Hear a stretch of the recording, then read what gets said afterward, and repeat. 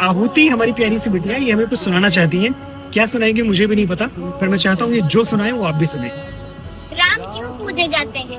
राम इसलिए नहीं पूजे जाते कि उन्होंने कौशल्या की कोख से जन्म लिया। राम इसलिए पूजे जाते हैं क्योंकि उन्होंने वनवास करने वाली कैकई को भी कौशल्या जितना आदर दिया। राम इसलिए नहीं पूजे जाते कि जानकी जैसी देवी से विवाह रचाया। राम इसलिए पूजे जाते हैं कि समाज द्वारा ठुकराई हुई अहिल्या जैसी स्त्री को भी उन्होंने देवी कह के बुलाया।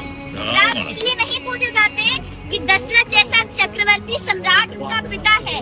राम इसलिए पूजे जाते हैं कि जिसे पुत्र की तरह वो अपने हाथों से मुखाग्नि देते हैं, वो एक बूढ़े पक्षी जटायु की चिता है। राम इसलिए नहीं पूजे जाते कि उन्होंने सोने की लंका जीत ली।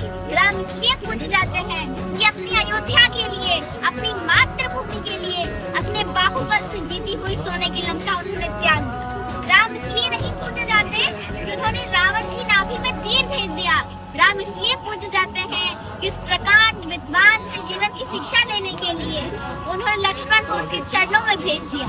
राम इसलिए नहीं पूजे जाते कि वो भगवान थे। राम इसलिए नहीं पूजे जाते क्योंकि वो भगवान थे। राम इसलिए पूजे जाते हैं क्योंकि वो मर्यादा में रहने वाले इंसान। मैं एक चीज ऑफिशियली कहना चाहूंगा, ये मैंने आज से तकरीबन 1.5-2 साल पहले लिखा था, और जितना अच्छा हमारी आहुति बिटिया ने बोला है, मैं जीवन भर कोशिश करके भी इतना अच्छा कभी नहीं बोल पाया। एक बार तालियां आहुति के लिए। You are so blessed.